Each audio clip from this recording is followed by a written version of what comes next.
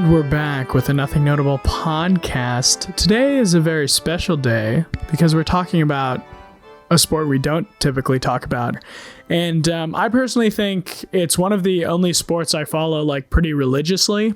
And it's one of my favorite sports, but it definitely has an issue with it. And a major issue is that it's not cool. And this podcast is us thinking about how we can, what we would do with baseball and how we would make it more cool. But first, we'll start with our backgrounds on baseball. Like I kind of introduced my whole thing, and Jack and Dan, you can as well. And then we'll jump into how to make baseball cool. Yeah, I have always loved baseball. It's the first sport I played. I played it my whole life. I've been a lifelong fan.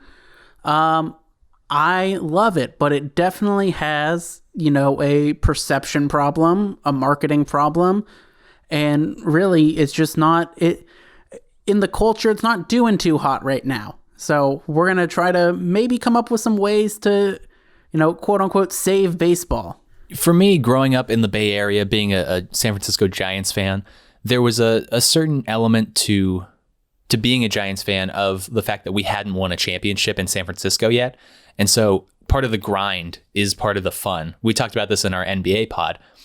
Grinding with your team through all the ups and downs is really what's fun about the sport. And so then the very first championship that the Giants won, and then the subsequent two others that they won, were some of the most exciting championships for me in my life so far. I've been lucky enough to see the Warriors win championships and to see the Giants win championships and to see the Niners play in championships.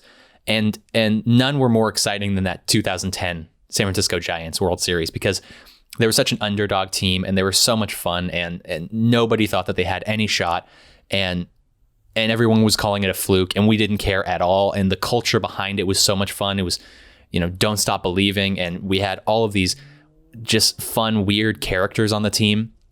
And so I mentioned this just because I really did love, and I still do love baseball, but I haven't watched a single minute of baseball in, I think, 4 or 5 years. I just stopped watching all of a sudden. And I was trying to track why that was. And I came with several different reasons, which I'll probably just intersperse throughout the podcast. But I think the main reason was I didn't have time for it. Baseball is a long sport. It's a slow sport. And I don't think trying to speed up the game is necessarily the right approach, because as a game, I think it's pretty darn close to perfect. I think there's a few things that we could change and we'll talk about, but the pace of the game is the pace of the game. It's a slow game. It takes forever. And that's just what the game is. But because that's what the game is, I don't have time for it. As soon as I went to college, I stopped watching baseball. That's what it was. I just didn't have the time for baseball. And the sports that I did watch were basketball and football, because the games are more consequential. There are fewer games in a season, specifically in football, because there's only 16, now there's going to be 17 games in a season. You can't miss a game because you're missing a huge part of the season there. And then with basketball, 82 games, obviously each game is a little bit more consequential. But with baseball, since you have so many games and it spans so many months, you can kind of miss a game here or there. And that's what I did. I missed a game, and then I missed another game, and then I missed another game. And that just continued to snowball until I stopped watching baseball. And so there's a number of other reasons why I stopped watching, but that's the biggest reason that I came up with as to why I was no longer watching it. For me, it's just the nature of the game doesn't lend itself to being a young, grinding individual. You can't be working throughout most of the week, going to school most of the week, and then come home and watch 9 innings of a baseball game. I think that's a great place to start in all of this, is kind of the structure of not so much the individual game itself, but the larger season as a whole. Because the games themselves, they've implemented different things over the last, 5-6 years to try to speed up the game a little bit, which really, it shaves like 5 minutes off the game. That doesn't make too big of a difference in the grand scheme. Mm-hmm. But I think you're right. The longevity and the grind of a whole season, 162 games, is what kind of takes people out of it. Because a random game in the middle of June really doesn't matter that much. Contrast it with last year when they had the shortened season, which was only, I think it was 60 games, right? Yeah. where every game mattered more. I thought the games were more interesting. And then, I think postseason baseball is some of the most, intense and interesting sporting moments in the world. Yeah. Because Totally. the games matter so much. And in a sense, when there is no clock on it, it makes everything more interesting because you could be down 4 runs in the 9th inning. In a lot of sports, if you're down, 4 scores, 8/9 of the way through the game, it's over, you're done. Mm-hmm. But in baseball, you could still easily come back from that. So I think, trying to figure out a way to make it so that there's not, so every game feels important is a key thing that baseball needs to do going forward. Yeah, no, you're totally right. And like just on that a bit, like I think that 18 inning game that the Giants and Nationals played in like the 2014 the 2014 NLDS is one of the most exciting games. And like just because baseball doesn't have a clock doesn't mean it's not good. Like it's so much more enthralling because like it ends when like a team wins, and that's something I really respect about it. And there's like soccer, there's like draws and stuff. I think that's kind of dumb. But also just kind of on how the length of baseball in general, as someone who has a full-time job now and like works constantly, like, and I was doing college the last 3 years, like for me it's not even about, I barely watch a full game in a season because I just don't have time, but I'll check the scores a lot. And like, I think there's a way, as we work our way of making baseball cooler, saving baseball, all that stuff, I think there's a way that you can just kind of keep people updated on the games throughout the days to make it cooler. And like, I think MLB has been doing a pretty good job with that on their like Instagram and social media pages. But I definitely think like they could even take like a more step forward with that too.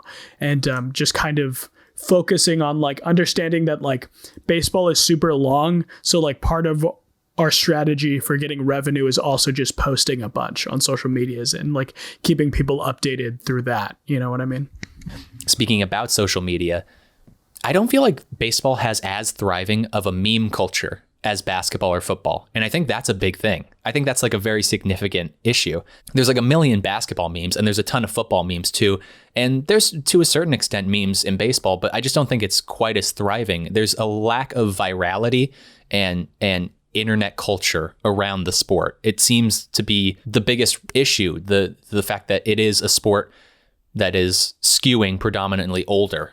You talk about skewing predominantly older. I was looking at the viewership numbers, comparing the sports, and so the average age of an NBA viewer is 42 years old right now. It was 40 years old in the year 2000, so not too much of a different.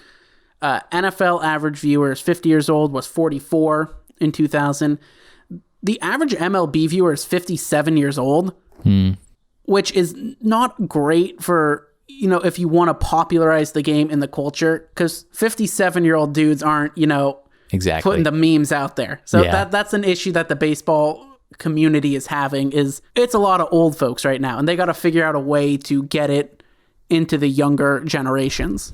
Yeah, I think definitely part of that is just promoting your stars better. I think the NBA is probably the best at promoting their stars, like LeBron James, Kobe, Steph. Like, as an outsider that watches basketball occasionally, like I still know all the big stars. Like someone who's super into basketball or the NFL, they probably barely know who like Mike Trout and Bryce Harper is and like all these people. And like, I mean, you can just see it on their social media pages. Like we keep coming back to like social media, but like, I think Bryce Harper might have 1 million followers, but in comparison, like I name like a random NFL player, NBA player who's like kind of like second string or not like the big quarterback or whatever.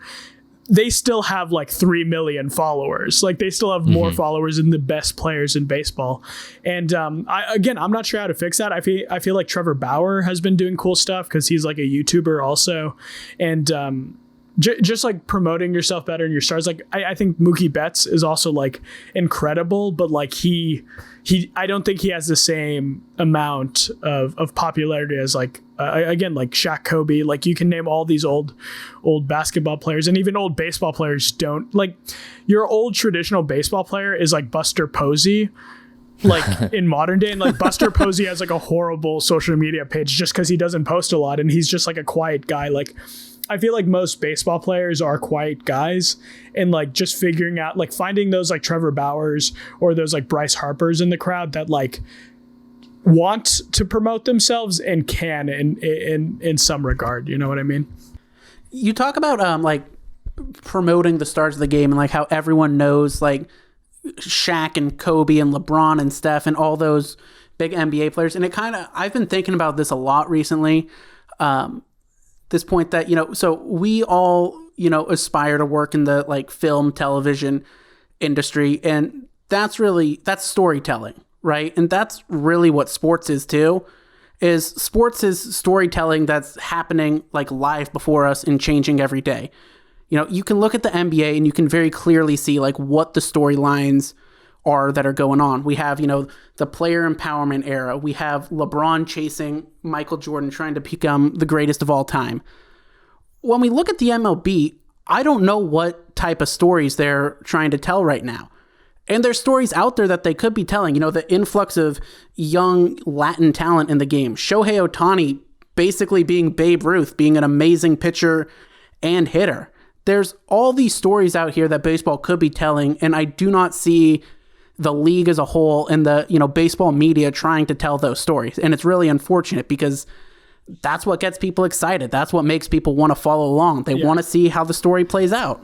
And that's why baseball movies are the best sports movies, because like when they do have stories, they're so good. And like fucking Brad Pitt says it in Moneyball, but it's like, how can you not be romantic about baseball? And I have an answer to that question. It's when there's no storyline and there's no interesting thing there. And like, again, right now baseball, I think you hit the nail on the head. It's like, that's the main problem with it. Like there are so many stories you could do with just like any team, but like no one really knows about it because it's like it's very vague right now. And like, there's not that person taking it, you know, like I mean, there's some stuff with like the Padres and Dodgers, but even that isn't like, you can't point to one person and being like, oh, that person, like Manny Machado, like wants to like not murder Clayton Kershaw, but like, you know, some like there's some beef there, but there's not, because like, again, at the end of the day, most baseball players are just like, I like playing baseball, and like I'm just like they're nice and they're on the other team, but like there should be more stories and more rivalries and stuff like that. Like I think the early 2000s, like Yankees Red Sox rivalry, super engaging, super exciting. They played each other like every championship series and like switched off who would win and stuff, and that's awesome. But again, there's not too many things like that because it's such a long season. And then by the time the playoffs hits, that's when the real storylines start. It's so much foreplay, and then you just, you know, at the end it's just like kind of fast, you know, because there's 162 games. I also think stories and star power go hand in hand. You know, Steph Curry is a likable individual. So a lot of people follow Steph Curry because they, you know, I mean, I've been lucky enough to go to Warriors games and I go hours early, and as does everybody else, because they want to see Steph Curry warm up because he does the most ridiculous warm-ups. So that's star power. And in the MLB, like there are stars, but they're not marketed quite the same way. And then there's also not very much narrative there. Most of the narrative is localized. The NBA and the NFL continues to just elevate in popularity nationally, whereas baseball is staying pretty strong locally, but it's not elevating nationally. These narratives are not like wide reaching. And again, that's speaking to like the lack of virality. It's kind of on the same topic, but I feel like the media behind baseball is also just kind of dumb. Like how none of the steroid era people are going to be in the Hall of Fame, like Barry Bonds or Roger Clemens, like people who were like really good even before steroids, but like they literally made the early 2000s and late 90s like super engaging and exciting, and like most people are lifelong. Mark McGwire and Sammy Sosa saved baseball. Yeah, I also McGwire quite and Sosa, literally. yeah. And it's really wild that baseball is like, oh no, never mind about all those people. Like they should be like, fucking Bond should be on like ESPN or like Fox or whatever. Like just I mean, I guess A-Rod's on Fox, right? But just like how like Shaq and like Charles Barkley, like they're still like engaging with the sport even afterwards. But I feel like everyone just has like hatred in their guts for like the old baseball players who made the sport popular, like McGwire and Sosa as well. And it's just kind of irritating. And also like it goes beyond that. Like now with the juice ball stuff, like they're like, oh, we gotta like fix the baseball again. But it's like that's what people want to see. Like people want to see home runs and stuff. And it's like, I'm not saying people should cheat and do steroids and stuff, but like I think there should be like a little more leniency with how the media portrays what the early 90s or the late 90s and early 2000s really was. And that was like, it saved baseball. And like, maybe we should engage with that again and get more exciting players out there. It's such a like conservative, not like politically conservative, but like culturally conservative media that baseball has, where they don't like anything new and fun. Like I think the topic of like bat flips and how those are seen in the game, or just players celebrating in general. You know, anytime a player does a bat flip, it's a huge storyline and they get chastised by the media, and then they get freaking pegged the next time they're up to bat. And it's stupid. Like, fans like seeing personality. They like to see players having fun. That's why the NFL a few years ago was like, you know what? Do whatever end zone dances you want, because people like to see that and it's fun.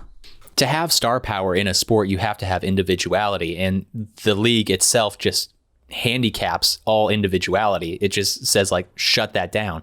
And so, and especially in the MLB, they have no excuse, because like in the NFL, everyone's wearing a helmet. So it's actually kind of hard to like get to know the players when they're on the field.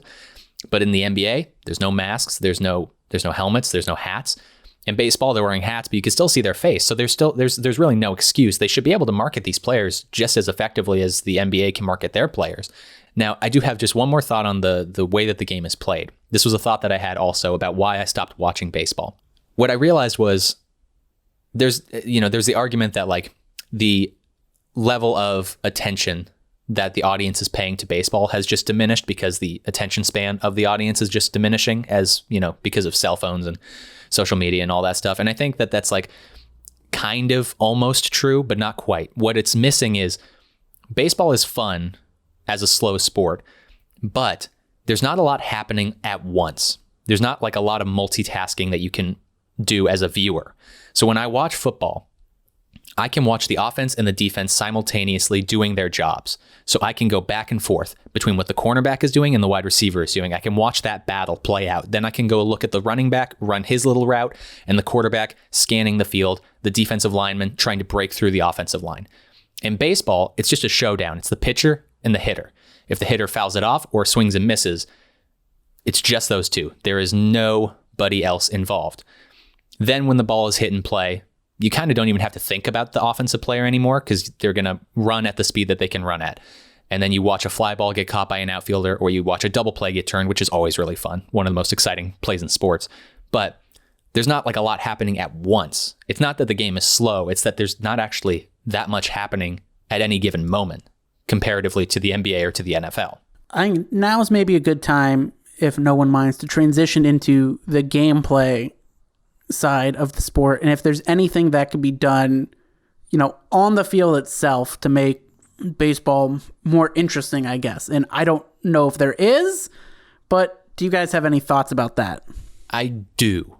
For a while after my departure from baseball, I was considering like, you know, we should speed up the game. We should try to do this, that, and the other thing to try to make the games faster, to make the games more engaging.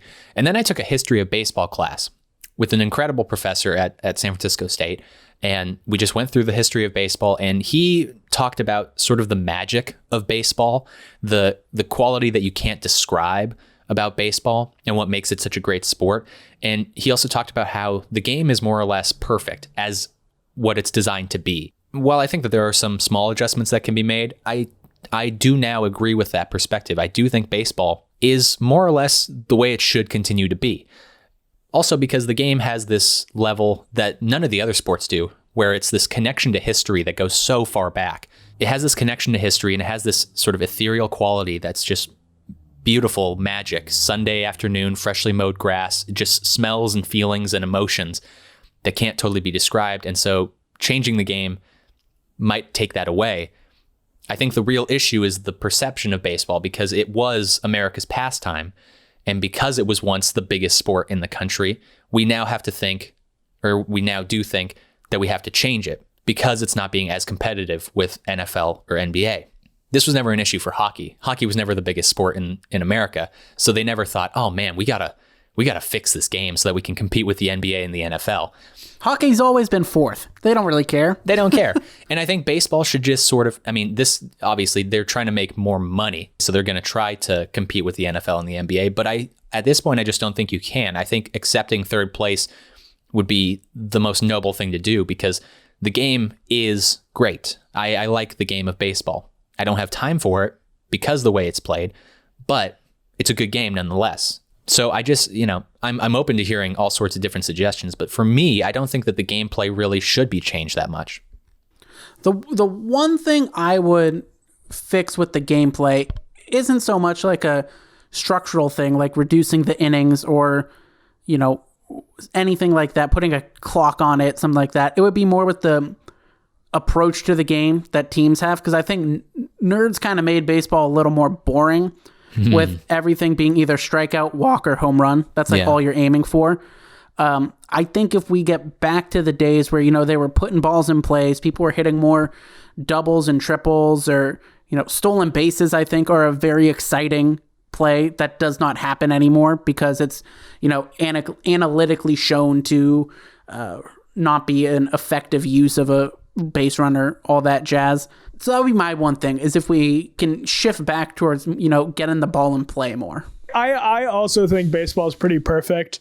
And I agree with Jack. I personally don't have any kind of critiques of the gameplay itself. But the best thing they could do is kind of show off that history a little more. And I know there's statues and stuff around, but trying to market it better, explaining the game to people that don't understand. The reason I love baseball so much is because it's one of the most intellectual sports. I feel like that's an oxymoronic statement, an intellectual sport, because sports are all about, strength and stuff, but big arms, arms, big guys. There we go. But I think the analytics, it's super just interesting. There's so much strategy with every single play, every single pitch, and just the more you teach people about that, I think the better the gameplay will be to watch, just as from an outside perspective. Because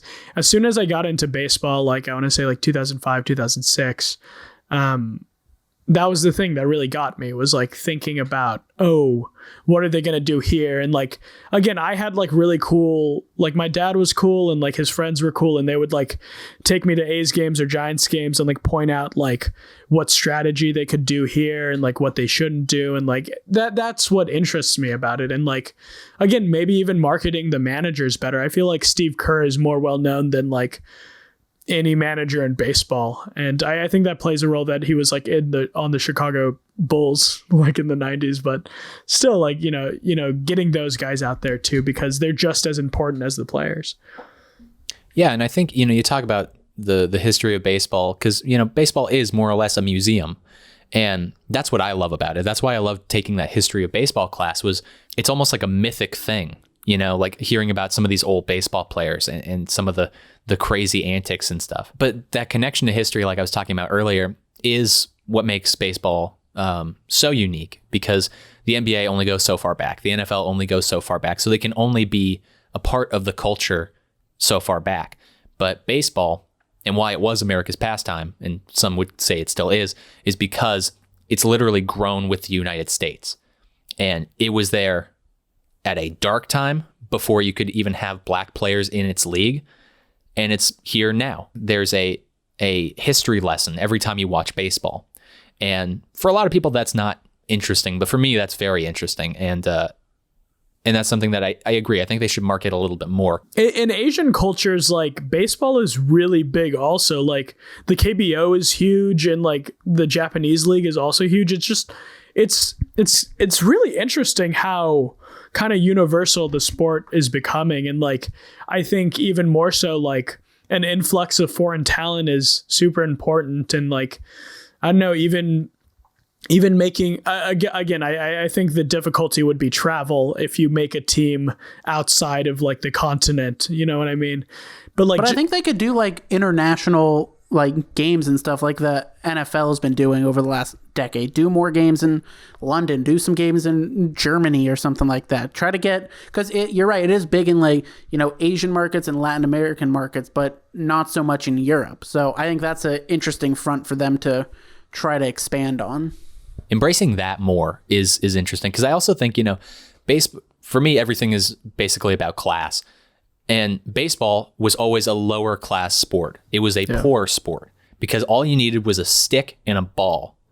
And you would just hit the ball with a stick and run around, you know? And that's all it is. That's all it is. And other sports, you know, were wealthier sports. And so that's why it's so popular in countries, particularly in Latin American countries that do not have high socioeconomic statuses. And I think baseball is, in America at least, a little bit stuffy sometimes. It kind of has an air of it's almost like it's become higher class now, but it's not. It's a very like the travel ball circuit and yeah. And the uniforms are pretty, I don't want to say pretentious, but like you got to have some money to wear those things. Yeah, and so, you know, I think that embracing that quality of baseball also would be important. I'm not saying that they throw on like dollar store jerseys or anything like that, or that they stop flying on planes for a weekend. Yeah, I'm not saying that obviously, but just embracing the fact that try to rebrand baseball as like a sport for the people by the people, instead of this like high tower looking down on you kind of thing for old people. Because it does seem like old white guys watch baseball, but that's not who really plays baseball. It's a lot of white people, but there's also this influx of Latin talent, obviously. So I don't know. I think that there's a level of class also that should be discussed with baseball. I think that they should rebrand and try to make it more of like the underdog sport, more of the lower class sport, more of what it used to be. Because it used to be sort of like you would go down to the ballpark, you'd eat a 25-cent hot dog, and that would be like your thing for the week because you worked construction, you know, in like the 1920s. You play stickball with Willie Mays, like on the street after the game. I also think this is something they've been trying to do, but I think they should definitely do it more. And it's kind of about an international play, but like they have that Field of Dreams field that they made. And like the pandemic kind of fucked it up, but like they were gonna have a game on the Field of Dreams field, and they're gonna still do that this year, I think. But like just doing more like cheap stuff like that is super cool. Like maybe like recreating the Polo Grounds or something, and like having the Dodgers and Giants play there, like stupid shit like that. That's like very gimmicky and like does cost a lot of money, but like also is something you can constantly come back to and like, you know, kind of use it to not only influence the current game, but like also get people to watch old movies and stuff like that. That is about baseball. Like, I feel like there hasn't been too many baseball movies as of late. Like Moneyball was, and there's a few other ones. I'm sure we'll do a podcast on baseball movies at one point. But you know, there's not like a Space Jam type movie for baseball, and maybe there should be. Yeah, I think, you know, rebuilding the Polo Grounds or something, that's an event, because we talked about earlier, like 162 games, there's not an event in a random June game. There's no reason to tune in. And like with movies and stuff also, this is something I wrote down in my notes. Rappers don't rap about baseball. Yeah. You know? Mm-hmm. There's no Elmore did. Oh yeah, he did. Whoa. which is really funny that out of all the rappers, Macklemore It's very loves telling baseball. on where baseball is with the culture. Totally. Yeah, no, Yeah. rappers don't rap about baseball. They rap about Chef Curry with the sauce, you know? Yeah. Like they But like, there's literally like hits in baseball. Like there's so many rap things you can make out of like a hit like Bryce Harper or some shit like that. Like that would be in a rap. you know, less even so just about rap, but like there should be more movies about baseball because there used to be a lot, and it seems like they're sort of diminishing now, but like there should be rap songs, there should be movies, there should be more intersectionality with other things. It's sort of in its own little vacuum, whereas basketball is multiple cultures colliding. Yeah. The most popular like music about baseball was probably the Lonely Islands, like Bash Brothers thing that they just did like 2 years ago. You remember that? Right. And before that, it's like Talking Baseball, which is like an old song from like the 80s or something like that. Like it's super old. It's very catchy. I would recommend listening to it. But yeah, no, it has to hit the modern age is the thing. And I feel like it's so stuck in it's past, you know? Yeah, and I, you know, because this may initially seem like contradictory thoughts, but they can go hand in hand. I do want to like embrace the history of baseball and acknowledge the fact that baseball is sort of like it's a museum piece when you go to see a game. But also, like you said, today a lot of people can't see themselves reflected in that history. Black people couldn't play until Jackie Robinson. America is getting more diverse minute by minute, and that's also not reflecting in baseball. So you're just not, if you're not able to see yourself in something, you're not going to watch it, certainly. So, I mean, I think that the real thing that we got to in this podcast was like, it's just a culture thing. It's not a gameplay thing. Baseball should remain baseball, but it needs to change the way that they need to change the way that we talk about baseball, the way that we look at baseball, the way that we interact with baseball. Because right now it's sort of just boring. Also, we can cut this part out because I think that's a really good ending. But if we keep this, I think this might be funny. If you guys could choose like one weird TV show from back in the day or like animated series, whatever, to do a joint like Space Jam type movie with like Mike Trout or like Fernando Tatis Jr., like a big baseball star, what would it be? We'll wrap it up after this, but like it can be just super fast, stupid, and funny. First thing that came to my mind for some reason was Codename Kids Next Door. Great. Okay. Great choice. Great choice. No explanation. For me, it would be Ed, Ed, and Eddie because they're always scheming. Oh my goodness. They're always scheming to Yes. get jawbreakers. So their big scheme is like, oh, we're going to play this. We're going to play in the MLB. That's pretty good. Pretty good. I would do Courage the Cowardly Dog.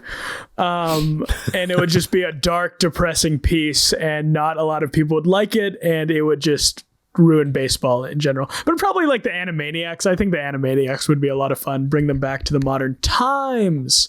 Doing Grim Adventures of Billy and Mandy would also be good. Ooh, that would yeah. be good. Also doing like Frasier.